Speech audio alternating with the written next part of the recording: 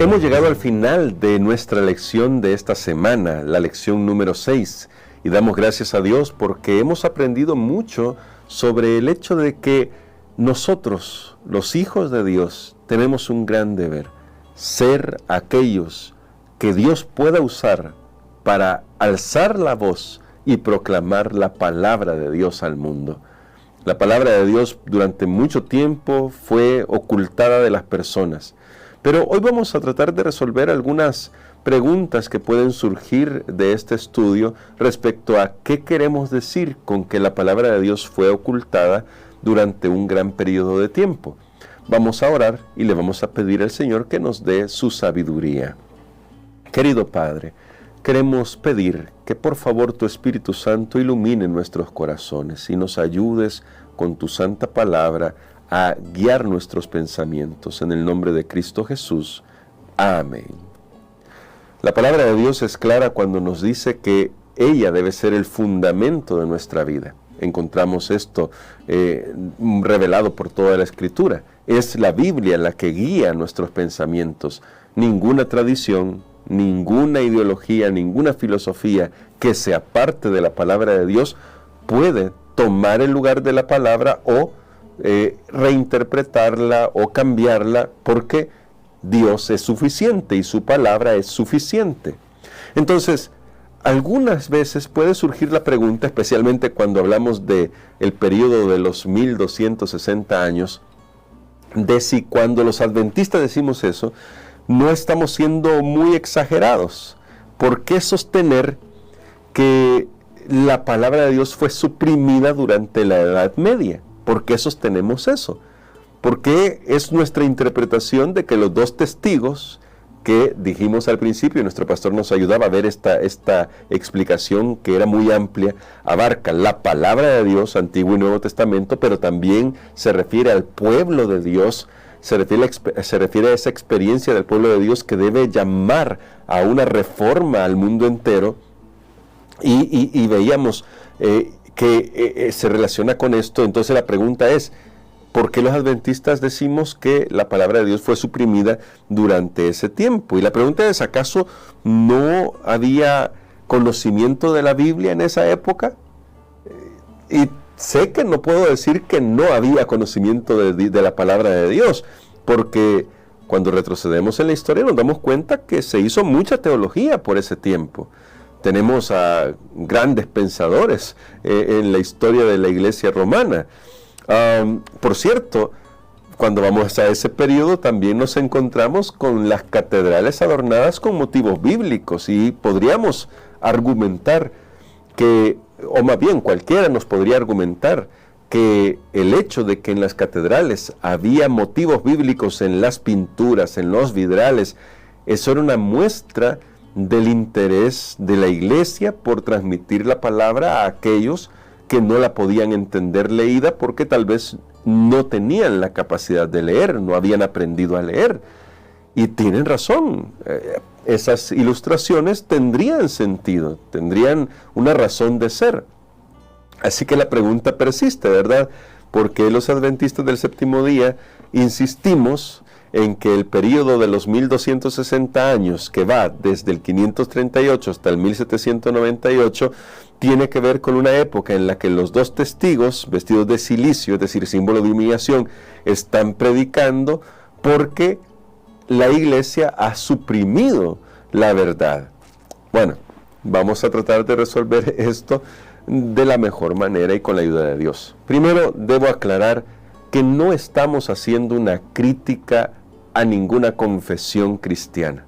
No se trata de hacer una crítica. Es más, antes del 538 y bajo el Imperio Romano, especialmente puedo citar ahora a Diocleciano, hubo mucha persecución sobre el pueblo de Dios, al punto que Diocleciano dio un edicto que decía que a los cristianos debían renunciar a su libro sagrado. Ellos mayormente tendrían el Antiguo Testamento completo. El Nuevo Testamento, si bien es cierto, ya para el tiempo de Diocleciano ya debería estar formado, tal vez no lo tenían en forma así como nosotros hoy la Biblia entera, pero el Antiguo Testamento era muy probable que lo tuvieran más compacto. Así que debían renunciar. Algunos cristianos renunciaron. Todo eso dio un tema de historia, que no es el tema de hoy, hablando de aquellos que renunciaron a la Biblia y luego trataron de volver a la iglesia, etcétera. Hay toda una historia ahí que es interesante. Ahora, yo quiero que analicemos hoy qué es lo que implicaría suprimir la verdad o aminorarla. Quizás deberíamos ir por esa palabra, aminorarla con nuestros pensamientos humanos. Porque recuerden que después de 1798, en torno a esa época, Francia sí sufrió una revolución, la Revolución Francesa, que fue la que intentó aniquilar la palabra de Dios, algo que se ve en la profecía. Después de los 1260 años, que terminan en 1798, después de eso, los dos testigos son muertos. Es decir, se intenta aniquilar tanto la palabra de Dios como el pueblo de Dios, que está sosteniendo la palabra de Dios, pero no se puede. Simple y sencillamente porque la palabra de Dios permanece para siempre. Ahora, antes de eso, y durante todo el periodo de 1260 años, ¿qué sucedió? ¿Por qué es que nos atrevemos a decir que no había acceso a la palabra de Dios? Bastará con recordar un poco algunos ejemplos de los propios reformadores. Por ejemplo, Juan Wycliffe, cuando intentó llevar la palabra de Dios al lenguaje vernáculo de la gente, no se lo permitieron. Eso ya nos habla de la actitud que se tenía frente al mensaje inspirado de este maravilloso libro. Lo mismo le sucedió a Tyndale, algo que ya estudiamos en lecciones anteriores. Así que no estamos diciendo que no hubiera acceso a la palabra, había acceso, incluso se hacía teología, había muchas personas haciendo teología, pero ¿qué actitud tenían frente a la palabra de Dios las máximas autoridades? En el caso de Tyndale, finalmente lo asesinan ahorcándolo a un poste, en un poste y finalmente quemándolo. Y luego tenemos a Martín Lutero, que haciendo sus estudios, finalmente encuentra una Biblia. ¿Qué quiero decir con finalmente encuentra una Biblia? Es que no estaba tan accesible. Ese es el punto. Y no solamente eso, sino que ahora la Biblia era supeditada a los pensamientos de los filósofos, de los intelectuales, para tratar de dirimir qué es lo que ella implica, qué es lo que ella dice. En este sentido, el principio de sola escritura es que resalta en este periodo de la historia, porque trata de hacer un llamado a las personas para que vuelvan a las Escrituras y solo las Escrituras.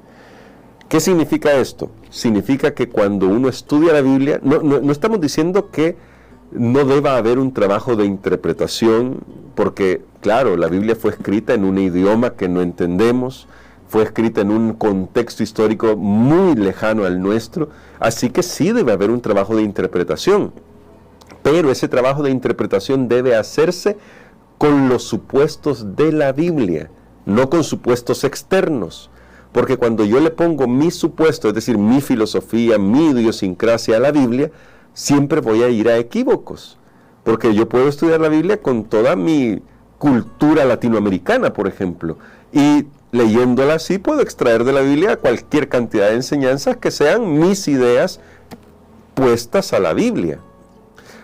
Así que nosotros tenemos, cuando hablamos del sola escritura, tenemos que aprender a ir al texto para que el texto se interprete solo, y aquellos pasajes que nos resultan difíciles deben ser vistos a la luz de pasajes que resultan un poco más fáciles, que hablen del mismo tema. Eso es solamente como para plantear algunos principios muy básicos de interpretación bíblica.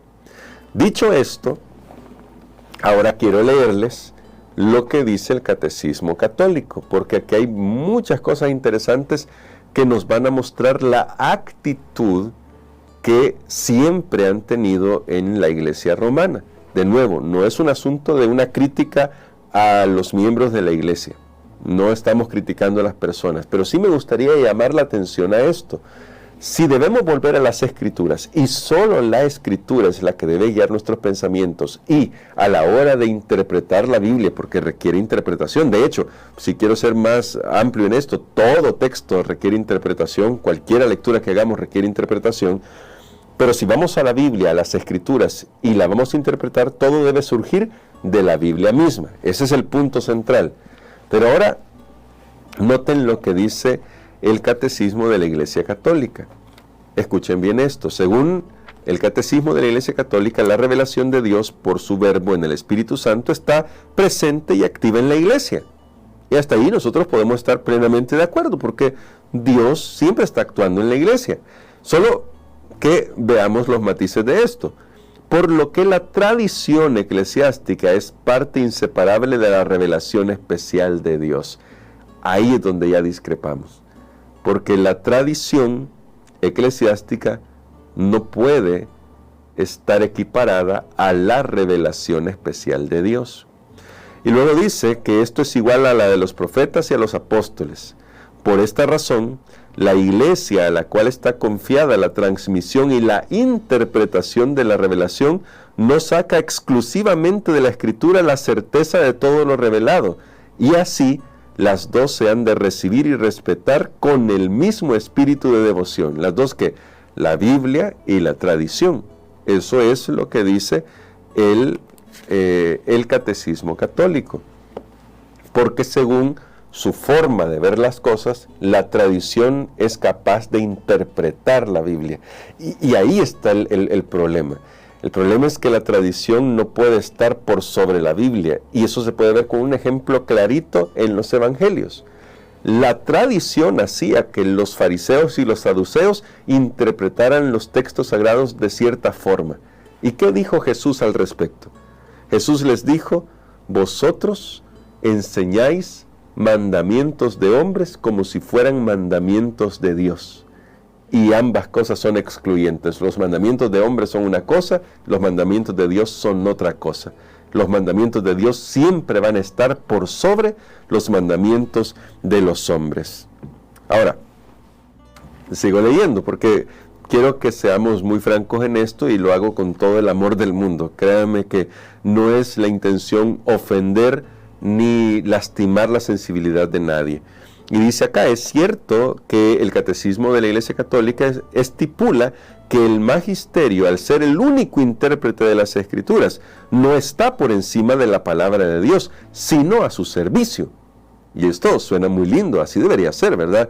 De hecho, eso lo podríamos trasladar a cualquier ámbito cristiano y podríamos decir: el pastor que interpreta la palabra de Dios para predicar su sermón cada semana está al servicio de la palabra de Dios, no por encima de la palabra de Dios. Sin embargo, el magisterio no se basa solamente en la Escritura, sino también en la tradición. Eso es lo que dice el Catecismo Católico. Y se considera que ambas cuentan con la misma autoridad, puesto que el magisterio, que se refiere al obispo de Roma y a los obispos en común con él, tienen la única autoridad para interpretar auténticamente la palabra de Dios. El magisterio utiliza tanto la tradición como la Escritura, siempre que sea conveniente. Así que, noten, el problema durante esos 1260 años no es que no hubiera acceso a la Biblia de forma directa, es que siempre lo hubo a través de la interpretación de otros. Fue contra eso que se levantó la Reforma, porque Dios quiere comunicarse de forma personal con cada uno de nosotros. Es importante que nosotros tengamos esto en claro. Esto no significa que la historia no sea relevante. Y es más, quiero decir todavía un poco más. La tradición puede llegar a tener su importancia, pero todo debe estar supeditado a la palabra de Dios. ¿Qué significa eso? Significa que cuando una tradición está en pugna con la palabra, lo que debe primar es lo que dice la Escritura. Eso fue lo que el Señor Jesús les enseñó a los fariseos de su tiempo y a los saduceos de su tiempo. Él les dijo que es más importante los mandamientos de Dios que cualquier tradición humana. Y resolvió esto de esa manera. Los mandamientos de Dios siempre van a ser primero. los mandamientos de los hombres ni siquiera deberíamos considerarlos. Tal vez le pueda servir a alguien una tradición humana, pero recuerde que no es la palabra de Dios. Así que mi hermano, mi hermana, durante el período donde las tradiciones gobernaron, y de hecho lo siguen haciendo, porque debemos ser muy claros en esto, hubo muchos cambios que se introdujeron en la doctrina de la iglesia y que se popularizaron y se perpetuaron justamente porque la iglesia les dio su autoridad, aunque no estuvieran basados en la Biblia. A eso se refiere la Biblia cuando habla de predicar vestida de cilicio. O sea, de que los dos testigos están vestidos de cilicio. El hecho de que han sido humillados, quitándoles su autoridad y poniendo por sobre ellos la autoridad de los hombres y de los concilios. Por eso, mi hermano, mi hermana, mi amigo, mi amiga, le invito para que usted pueda ir a las Escrituras de forma personal.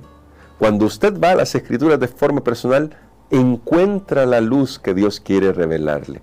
Durante esta semana aprendimos que los dos testigos que representan a la palabra de Dios y al pueblo de Dios que predica esa palabra, los dos testigos van a enfrentar problemas, van a enfrentar dificultades, pero al final son vencedores, porque todo lo que se fundamenta en las Escrituras y solo en las Escrituras siempre vence. Pues como dice Isaías 40, verso 8, sécase la hierba, marchítase la flor, pero la palabra de Dios permanece.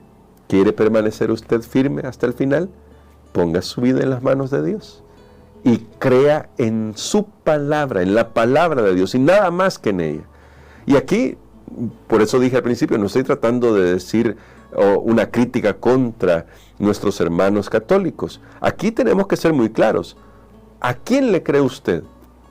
¿Al sacerdote o al pastor? Porque a veces tenemos a muchos pastores que casi son nuestros dioses. Y si este pastor lo dice, así debe ser. Cuidado con eso. Tampoco es así. No es la palabra del pastor, no es la palabra del sacerdote, no es la palabra de un líder de iglesia, por muy importante que sea. Es la palabra de Dios la que nos debe guiar. Por eso necesitamos ir personalmente a ella. Si bien es cierto, nuestros líderes pueden tener buenas ideas y pueden ayudarnos a comprender algunas cosas que tal vez no comprendamos, todo debemos someterlo a la prueba de las Escrituras. Todo lo que escuchemos debe estar sometido a prueba por las Santas Escrituras. Así que el Señor nos ayude, mi hermano, mi hermana. Igual, este mismo comentario, usted debe someterlo a prueba con las Escrituras. ¿Para qué? Para que sea el Señor que nos guíe. Somos seres humanos y a mí no me da miedo ni pena decir que nos equivocamos los seres humanos, pero que tengamos la intención de buscar más y más de la sabiduría del cielo. Ese es mi deseo y esa es mi oración. Y por eso vamos a pedir al Señor su dirección. Querido Padre, gracias te damos porque tu palabra siempre va a triunfar. Y aunque a veces a nivel institucional o a nivel personal queremos que la palabra se ajuste a nuestras ideas, gracias te damos porque tú estás más allá de eso. Jamás permitirás que tu palabra sea ocultada o aniquilada, como lo intentó hacer la Revolución Francesa. Tú vences. Al final, tú siempre obtienes la victoria. Gracias por eso, Padre. Ayúdanos a poner nuestro fundamento en ti, en Cristo, que es el Verbo encarnado. Ayúdanos a fundar nuestra vida sobre la roca. Y, Padre, permite que cada día podamos aprender más de tu santa palabra. Te lo imploramos en el nombre de Cristo Jesús. Amén.